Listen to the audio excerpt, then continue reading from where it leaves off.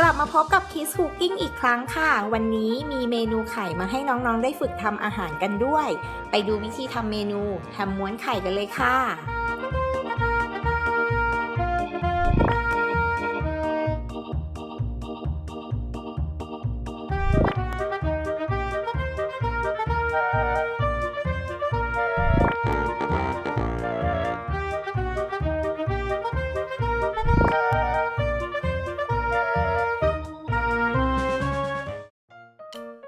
ตั้งกระทะให้ร้อนนะคะทาน้ำมันจนทั่วกระทะ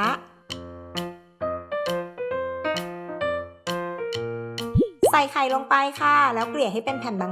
ง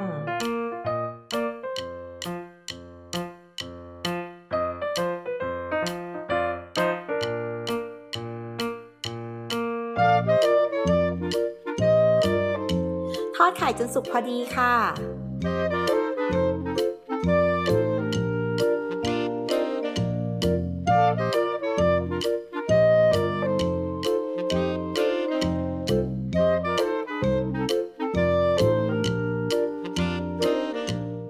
จากนั้นตักขึ้นพักไว้แล้วก็ทำชิ้นต่อไปได้เลย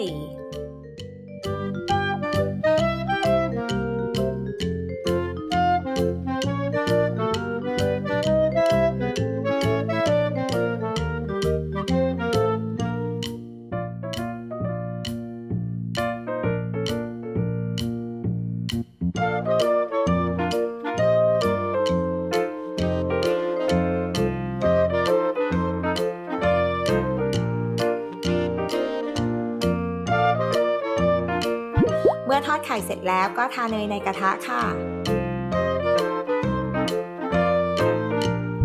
นำแฮมลงไปทอดจนสุก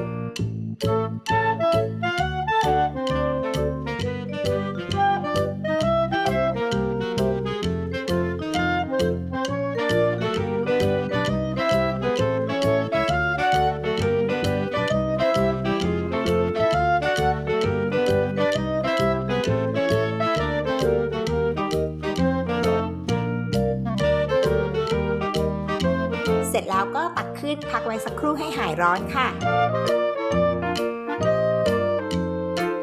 ทีนี้เราก็จะมาม้วนกันละค่ะวางแฮมไข่แล้วก็ม้วนให้เป็นท่อนกลมๆแบบนี้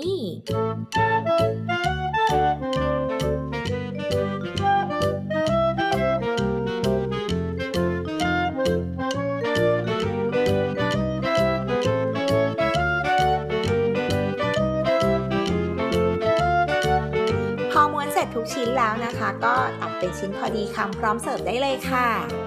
คลิปหน้า Kids Cooking จะมีเมนูไหนมาฝากนะคะหรือใครอยากให้ทำเมนูอะไรขอกันเข้ามาที่ Kids Kitchen ได้เลยค่ะอย่าลืมกด Subscribe แล้วก็กดกระดิ่งให้ด้วยนะ